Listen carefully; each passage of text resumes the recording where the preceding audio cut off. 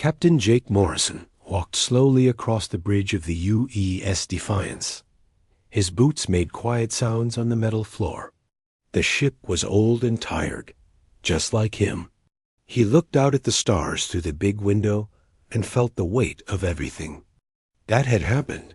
The Defiance was the last human warship still fighting. 3 years ago, the Zephyrian Empire had started killing all humans in the galaxy. They destroyed Earth's space stations first. Then they attacked the colonies. 12. Human worlds were gone now. Burned to nothing. Jake remembered the day it started. He was on leave, visiting his sister on Mars. The emergency signals came in fast. Enemy ships everywhere. The sky turned red with explosions. Most of the human fleet was destroyed in the first. Weak. Now, only 47 people were left on his ship. They used to have 300 crew members. The others were dead or missing. Jake tried not to think about their faces too much. It hurt too much to remember. Lisa Barnes came up from the engine room. She was the chief engineer. Her uniform was dirty with oil and sweat. "Captain, the fusion reactor is acting up again," she said. "We're only getting 60% power, maybe less." Jake nodded. Everything on the ship was breaking down. They had been fighting for too long without proper repairs. No time to stop. No safe place to fix things. Just running and fighting and watching friends die. Danny Rodriguez sat at the communications desk. He was young, maybe 25. His job was to listen to enemy radio signals. "Captain, I'm picking up Zephyrian chatter," he said. "Sounds like a big fleet is coming our way." Jake felt his stomach drop. "How big?" Danny's face went pale. "Sir, I'm counting over 200 ships. Maybe more. They're calling it the 7th Fleet." Jake closed his eyes for a moment. 200 ships. The Defiance was just one old warship with a tired crew and broken systems. It should have been impossible to fight that many enemies. But they had to try. The Zephyrians were not like humans. They were tall and thin with gray skin. They had big black eyes and no hair. They were smart and strong, and their technology was much better than human technology. But they were also afraid. The Empire had been around for 1,000 years. They had conquered 17 different species. They ruled most of the galaxy.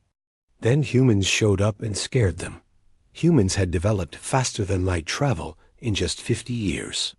Most species took hundreds of years to figure it out. The Zephyrians decided that humans were too dangerous to let live. They called humans the Chaos Species. Admiral Kekstar was the Zephyrian leader hunting down the last humans. He had personally commanded the attack on Earth's orbital cities. Jake had seen the videos.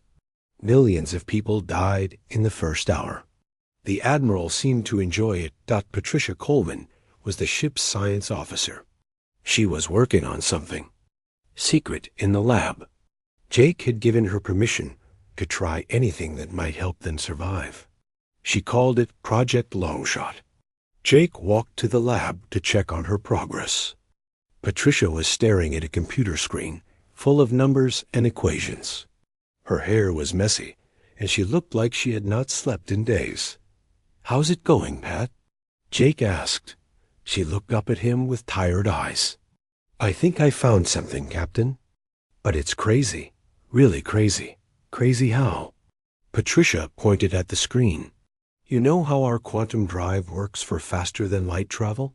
Well, I think we can use it differently. Instead of moving through space, we could bend space around." U.S.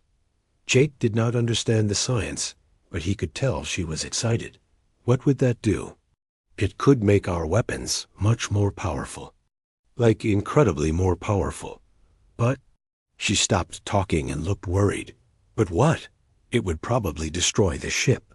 The stress would be too much. We might survive long enough to fire a few shots, but then the hull would crack apart. Jake thought about this. They were going to die anyway, when the Zephyrian fleet arrived. At least this way, they might take some enemies with them.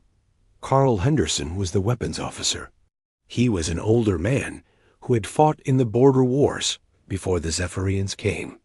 Jake called him to the lab to hear Patricia's idea.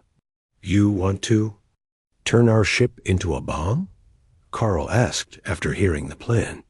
"Not a bomb," Patricia said. "More like a weapon that exists in multiple dimensions at once. The math is really complicated, but basically we could hit them from angles they can't. See or defend against." Amy Watson was the tactical analyst. She was good with numbers and strategy.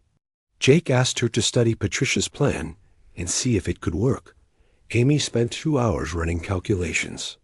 When she came back, her face was serious. "The physics check out," she said.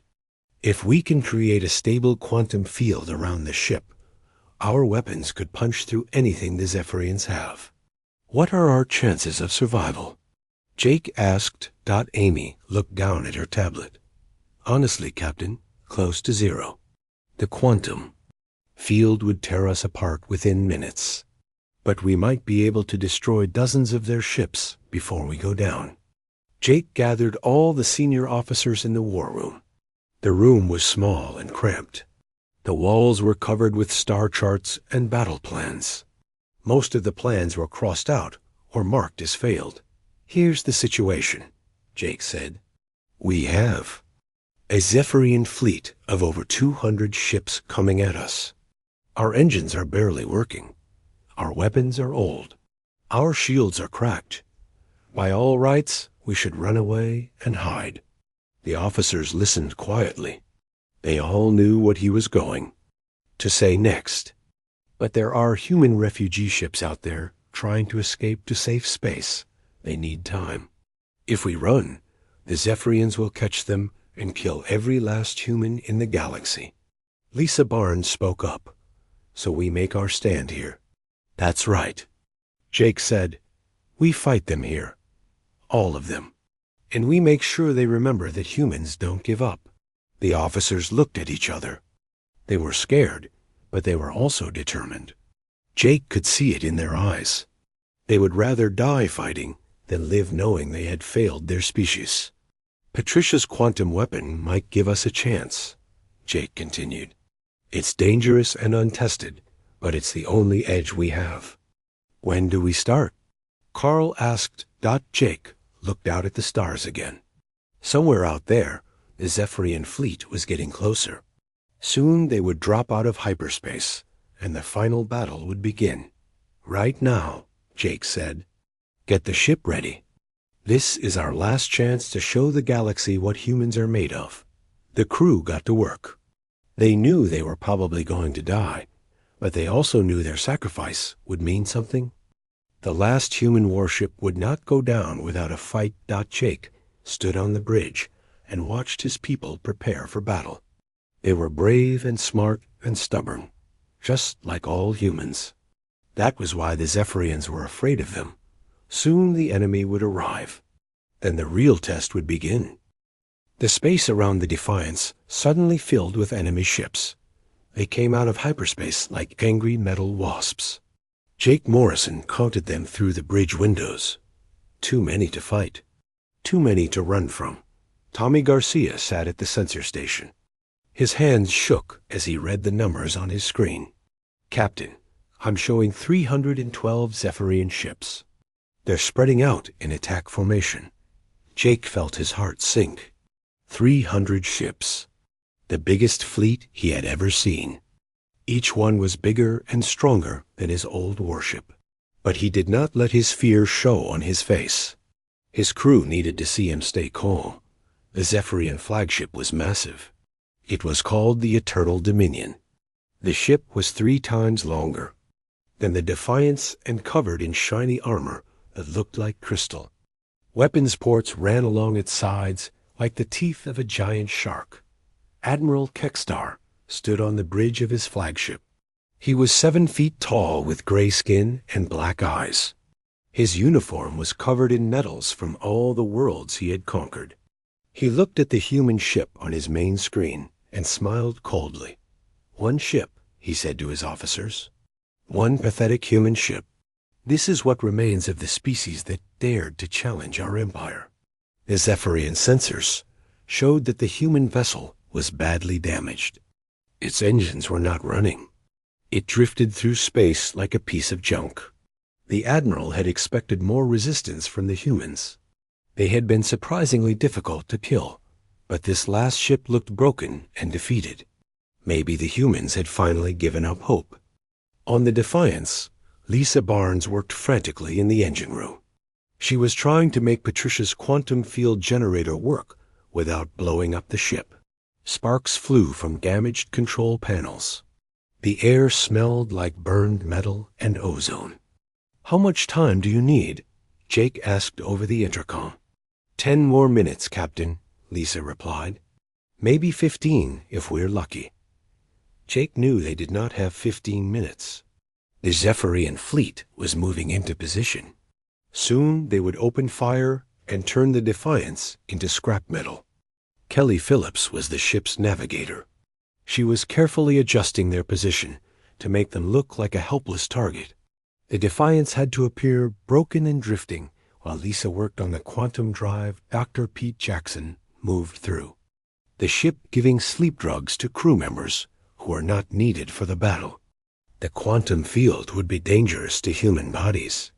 The fewer people awake, the better their chances of survival. Patricia Coleman stared at her computer screens in the science lab. Numbers and equations filled the displays. She was making final calculations for the quantum weapon. Her head hurt from thinking so hard, but she could not stop now that the quantum field would bend space and time around their ship. It would make their weapons much more powerful, but it would also make reality unstable around them. They might exist in several places at once. They might age years in seconds, or they might simply disappear.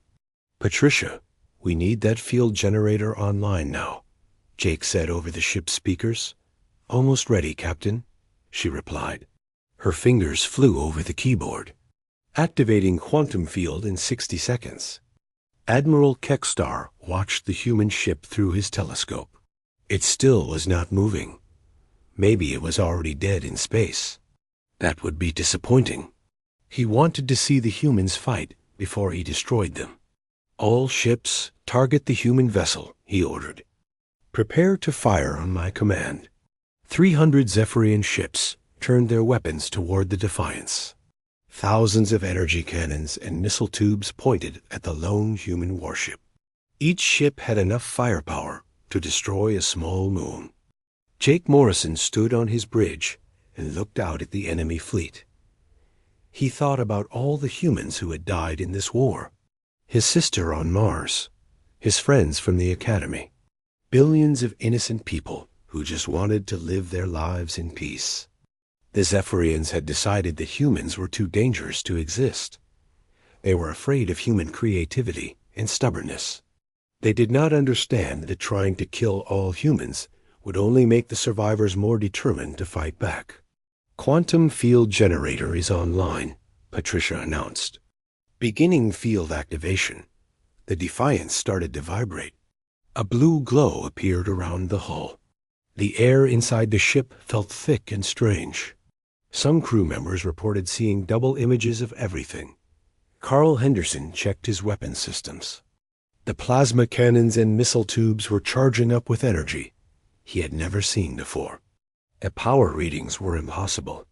His instruments said the weapons were drawing energy from empty space itself. "Admiral, the human ship is powering up," a Zephyrian officer reported.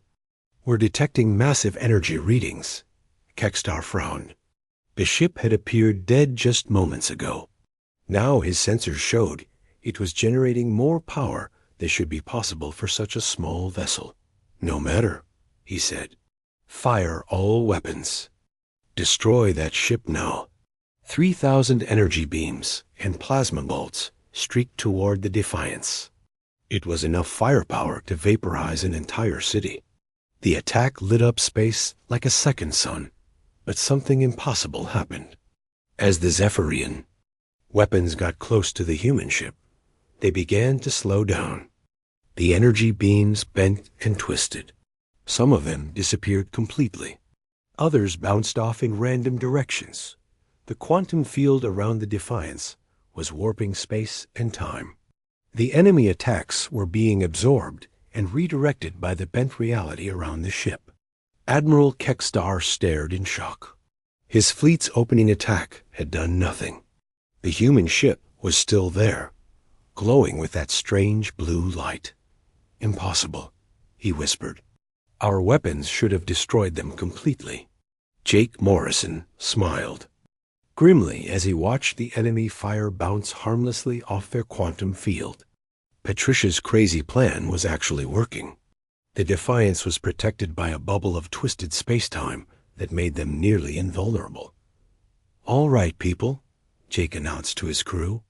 "Time to show these gray-skinned bullies what humans can do when we get angry." The Defiance began to move, but not with engines. The ship was bending space around itself, sliding between dimensions like a ghost.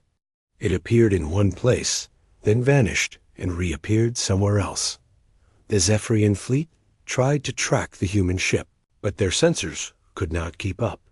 The Defiance existed in multiple locations at the same time. It was like trying to shoot at a reflection in broken glass. Carl Henderson targeted the nearest enemy cruiser. It was called the Void Render. He fired a single plasma bolt, but the quantum field transformed it into something much more dangerous. The bolt phased through normal space and struck the Zephyrian ship from the inside. It bypassed their shields completely and detonated their fusion reactor.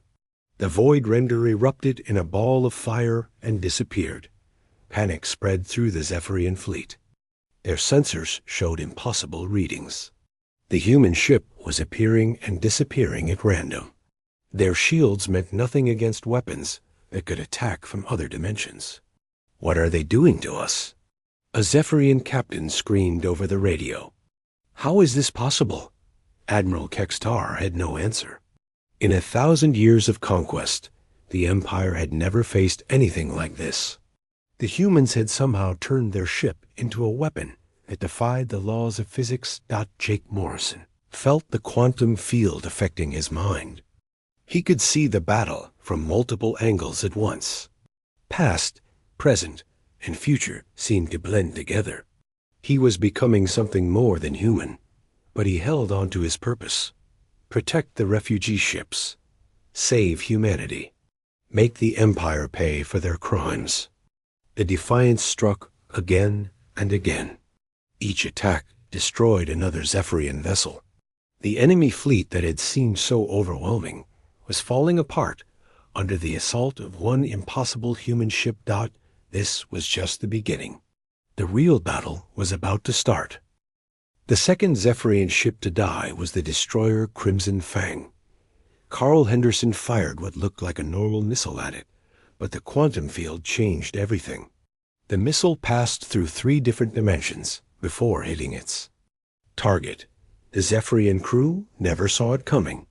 Their shields were designed to stop attacks from normal space. But this missile struck them from a place that did not exist in their reality. The ship simply vanished, erased from the universe like it had never been built. Admiral Kekstar watched 2 of his ships disappear and felt something he had not experienced in decades. Fear. Real, cold fear that made his hands shake. The human ship was doing impossible things. "All units, surround the human vessel," he ordered. "Use formation Delta 7. Close range assault." 50 Zephyrian ships moved in from all directions. They fired everything they had at the glowing blue dot that was the Defiance. Energy beams crossed in space like a deadly web. But the human ship slipped between the attacks like smoke. Lisa Barnes felt the ship's hull groaning under the stress of the quantum field. Metal beams were bending. Power conduits were overloading. Warning lights flashed red throughout the engine. "Room. Captain, we can't keep this up much longer," she called over the intercom. "The quantum field is tearing us apart from the inside." Jake Morrison could feel it too. The ship was vibrating so hard that his teeth rattled. But they had to keep fighting. Every enemy ship they destroyed was one less threat to the human refugees. Patricia Coleman was no longer completely human. The quantum field had changed her. Brain. She could see mathematical equations floating in the air around her. She understood the structure of space and time like never before. I can see their weak points, she told Jake. The quantum field lets me perceive multiple dimensions. I know exactly where to hit them. She guided the ship's attacks with supernatural precision. Each shot found the perfect spot to cause maximum damage. A plasma bolt would phase through armor and detonate inside an enemy reactor. A quantum torpedo would create a gravity well that crushed a ship into a ball of metal. The Zephyrian battleship, Steel Talon, tried to ram the Defiance. The massive ship accelerated toward the human vessel at full speed. But as it got close to the quantum field, something terrible happened. Space itself began to fold around the Steel Talon. The ship stretched like rubber, then compressed like a spring. The crew screamed as their bodies were twisted by impossible forces. The battleship collapsed into a tiny point of superdense matter, then exploded outward in all directions. Danny Rodriguez intercepted panicked radio transmissions from the enemy fleet. Zephyrian captains were reporting that their sensors showed the human ship in dozens of places at once. Some said it was attacking them from the past. Others claimed it was shooting at them from the future. They're breaking apart psychologically, Danny reported. Half their captains are requesting permission to retreat, but Admiral Kekstar would not allow retreat. The Empire's reputation was at stake. If word spread that a single human ship had defeated the Seventh Fleet, every conquered species in the galaxy would rise up in rebellion. Any ship that tries to retreat will be destroyed by my personal guard, he announced over the fleet channel. We fight until the human ship is dead, or we are. The carrier Endless Night launched 200 fighter craft. The small ships swarmed toward the Defiance like angry insects. Their pilots were young and brave, willing to die for the Empire, but Patricia Coleman saw them coming from dimensions they could not imagine. She targeted their approach vector with a spread of quantum-enhanced missiles. The missiles did not explode in normal space. Instead, they created tears in reality itself. The fighter squadron flew into the tears and simply ceased to exist. They did not die or crash. They were removed from the universe so completely that even their radio signals stopped in mid-transmission. Dr. Pete Jackson moved through the ship, checking on the crew. The quantum field was having strange effects on human biology. Some crew members were aging rapidly. Others seemed to be getting younger. A few were experiencing time in reverse. We need to end this soon, he told Jake. The quantum field is affecting our cellular structure. We might not survive much longer, even if we win. Nancy Brooks was the damage control chief. She crawled through access tunnels, trying to keep the ship together. Pipes were leaking strange fluids that glowed with their own light. Electrical systems were sparking with energy that changed colors every few seconds. The hull is holding, but just barely, she reported. We've got microfractures forming throughout the superstructure. One more big hit, and we might break apart. Jake could feel his own mind changing. The quantum field was expanding his consciousness beyond normal human limits. He could perceive the entire battle from angles that should not exist. Past and future. Blended together in his awareness. He saw flashes of what might happen. Possible futures where humanity survived. Other timelines where the Zephyrian Empire fell. Realities where the Defiance became something beyond a simple warship. The destroyer Void Stalker tried a new tactic. It fired a gravity bomb designed to create a black hole. The weapon was illegal under galactic law, but the Admiral was desperate. Bomb detonated near the Defiance and began pulling in matter from surrounding space. But the quantum field around the human ship interacted with the artificial gravity in an unexpected way. Instead of being sucked into the black hole, the Defiance began to control it. Patricia Coleman used her enhanced perception to turn the gravity bomb into a weapon. She directed the black hole at 3 Zephyrian cruisers. Watching them stretch and tear as they were pulled apart, Tommy Garcia's sensors were showing readings that made no sense. "Captain, I'm detecting energy signatures that shouldn't be possible. The quantum field is drawing power from the vacuum of space itself." Jake understood what was happening. They were not just fighting with advanced technology anymore. They had become something new, something that existed partially outside normal reality. The Zephyrian fleet kept attacking, but they were fighting an enemy they could not understand.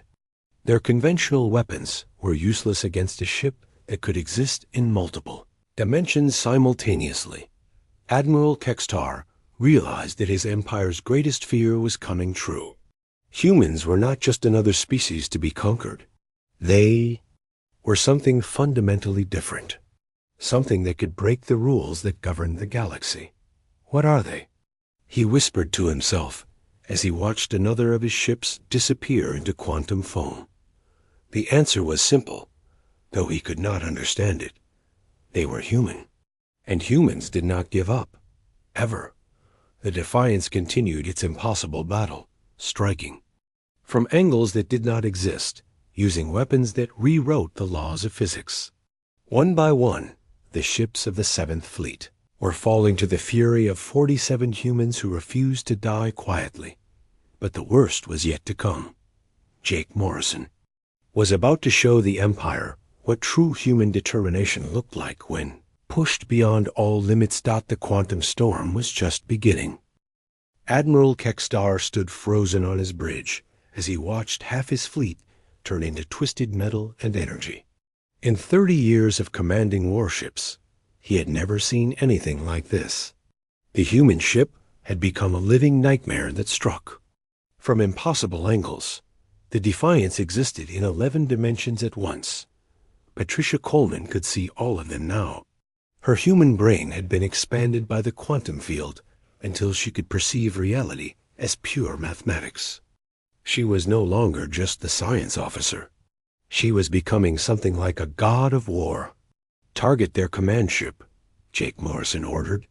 His voice sounded strange, like it was coming from multiple places at the same time. The quantum field was changing him too, expanding his consciousness beyond normal human limits. Amy Watson calculated the best attack pattern to create maximum chaos in the enemy formation. Each destroyed ship sent waves of quantum distortion through space. The Zephyrian fleet's tight formation was working against them as the exotic effects jumped from vessel to vessel. "If we can destroy their flagship, the rest might surrender," she reported. "Their command structure depends on the Admiral's direct orders." But Kextar was not ready to give up. He had built his career on crushing rebellions and destroying anyone who opposed the Empire. He would not let his legacy be ruined by a single human ship, no matter how impossible their technology seemed. All remaining ships formed defensive wall around the Eternal Dominion, he commanded. Use the smaller vessels as shields. The human ship cannot be everywhere at once, but he was wrong. The Defiance could be everywhere at once. Tommy Garcia's sensors showed the human ship appearing in 17 different locations simultaneously. Each copy was real. Each one could attack. Dr. Pete Jackson worked desperately to keep the crew alive as the quantum field rewrote their biology. Kelly Phillips found that she could see hyperspace routes that existed only in theoretical mathematics. She was navigating through dimensions that had no names. "Captain, I can feel the structure of space-time," she reported. "It's like flying through a 3-dimensional map of the universe itself." Lisa Barnes pushed the quantum drive beyond every safety limit. The fusion reactor was glowing white-hot. Power conduits were melting. But somehow the ship held together through pure human stubbornness and engineering skill. "We're running on borrowed time," she warned Jake. "The quantum field is consuming the ship's matter to sustain itself. We might have 10 minutes before we lose structural integrity completely." Jake felt the weight of his species' survival pressing down on him. Every second they fought was another second for the human refugee ships to escape to safety. But he also knew his crew was paying a terrible price. Danny Rodriguez intercepted a priority transmission from the Zephyrian homeworld. The message was encrypted, but the quantum field let him decode it instantly. His enhanced brain could process information in ways that should not be possible. "Captain, the Empire is calling for emergency reinforcements," he reported. "They're also ordering the evacuation of their core worlds. They think we're the advance force of a human invasion fleet." Jake almost smiled at that. The Empire that had ruled the galaxy for 1,000 years was terrified of 47 humans in a dying ship. If they only knew the truth. The Zephyrian cruiser Dark Thunder tried to ram the Defiance at full speed. Its captain was young and desperate, willing to sacrifice his ship and crew to stop the human vessel. But as the cruiser got close to the quantum field, time itself began to flow backward around it. Patricia Coleman watched the enemy ship reverse its course through time. The crew aged backward from adults to children to nothing. The ship's construction reversed until it became raw materials floating in space. And even the atoms forgot they had ever been part of a starship. "The quantum field is affecting causality itself," Patricia explained to Jake. "We're not just bending space anymore. We're changing the fundamental flow of time." Admiral Kekstar watched the Dark Thunder simply cease to have ever existed and felt his sanity beginning to crack. This was beyond warfare. This was beyond physics. The humans had somehow become forces of pure chaos that could unmake reality itself. "What are they?" he screamed at his science officer. "What have they become?" The science officer could only stare at his instruments in terror. Every reading was impossible. The human ship was generating energy levels that should have collapsed into a black hole. It was moving through dimensions that mathematics said could not exist. Carl Henderson targeted a squadron of Zephyrian destroyers with a spread of quantum torpedoes. The weapons did not explode when they hit. Instead, they convinced the enemy ships that they had never been built. The destroyers faded away like bad dreams. Nancy Brooks crawled through access tunnels that were now glowing with their own light. The ship's hull was becoming transparent in places. She could see stars through what should have been solid metal. The Defiance was transitioning from matter to pure energy. "We're losing molecular cohesion throughout the ship," she reported.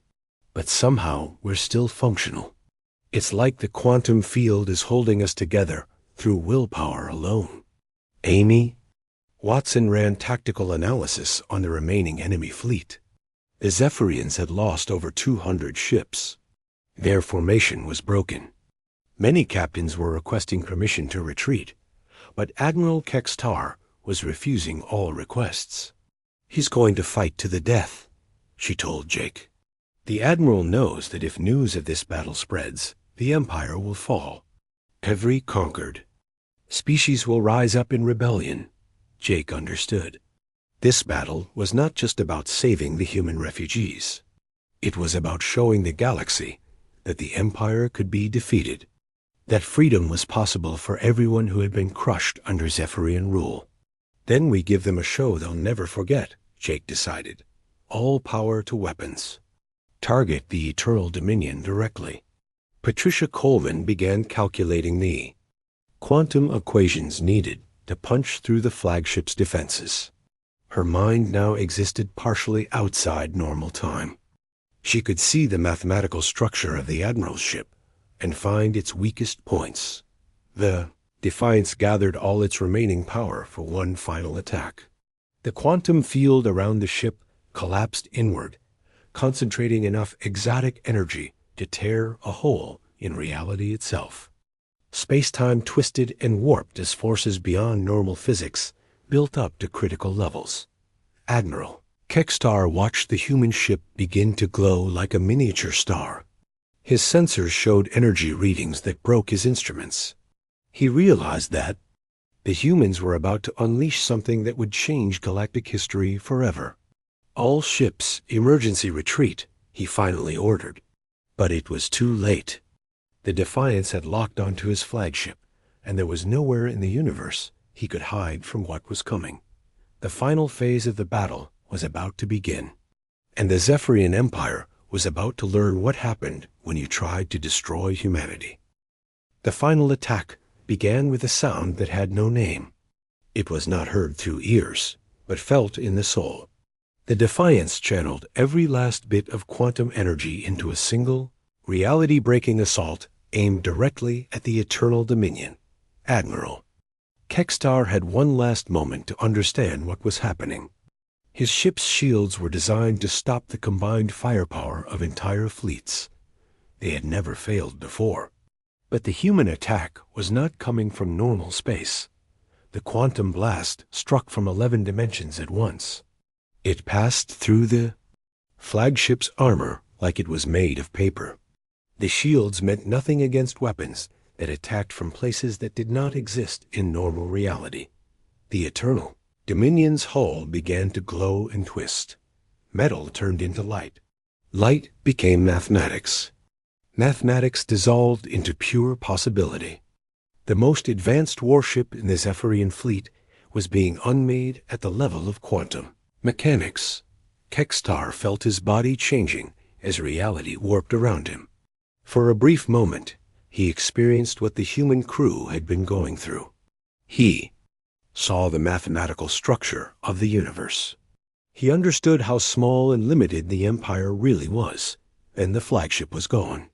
Not destroyed or exploded, simply erased from existence so completely that even the memory of its construction faded from the universe.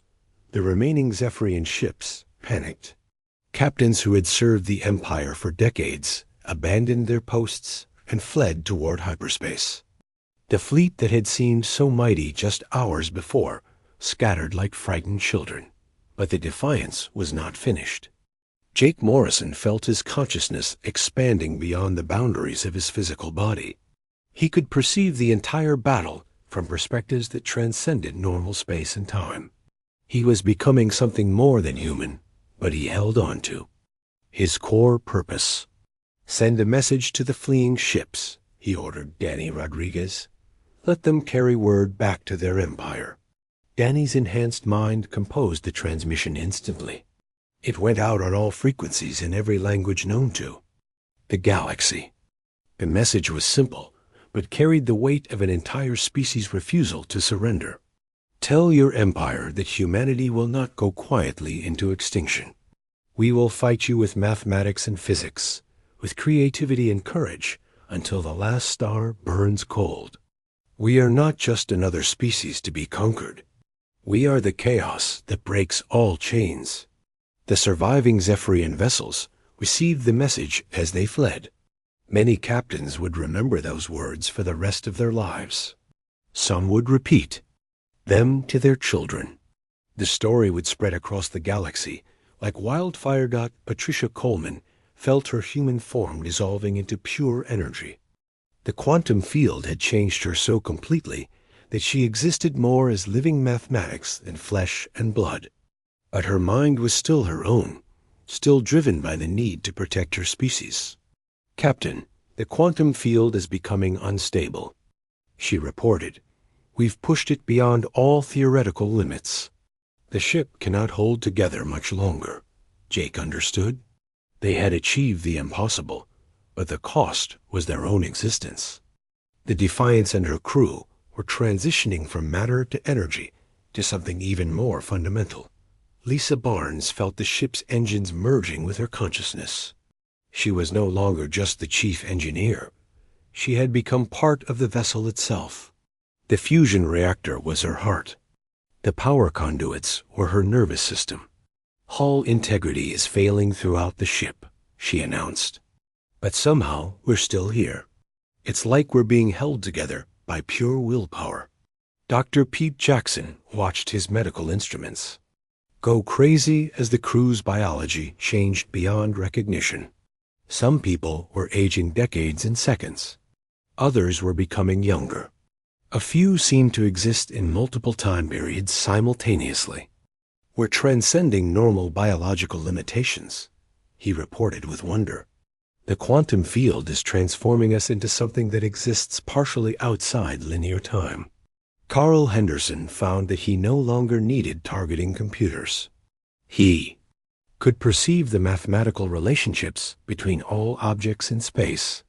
His weapons had become extensions of his will, striking with precision that defied probability. Tommy Garcia's sensors showed that the Defiance was broadcasting on frequencies that should not exist. The ship had become a beacon that could be detected across dimensional barriers. Other realities were taking notice of what had happened here. Nancy Brooks discovered that the ship's hull was becoming transparent to certain types of matter while remaining solid to others. They were entering a state of existence that physics textbooks said was impossible. Amy Watson calculated that their victory would have consequences far beyond this single battle. The destruction of the Seventh Fleet would inspire rebellions throughout the Zephyrian Empire. Conquered species would remember that freedom was possible. Jake Morrison felt his individual consciousness merging with something larger. He was still himself, but he was also part of the ship, part of the crew, part of the quantum field that surrounded them. They were becoming a collective entity driven by pure human determination. "Time to go," he announced to his crew. "We've done what we came to do." The Defiance began its final transformation. The ship and her crew did not simply die.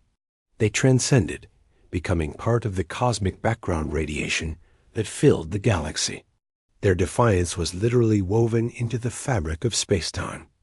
Itself, in a sense, they achieved immortality. Every star that shone, every planet that turned, every living being that looked up at the night sky would be touched by the echo of their sacrifice. The universe itself would remember what 47 humans had accomplished when, faced with impossible odds, the human refugee ships received the final transmission from the Defiance. Jake Morrison's voice carried across the void one last time, filled with hope and determination. "Rebuild, remember, show the galaxy that humanity never gives up. We are still here, in every photon of starlight, in every quantum fluctuation. As long as humans exist, we exist." The Empire thought they could exterminate our species. Instead, they made us eternal. Within months, the story of the Defiance spread to every civilized world.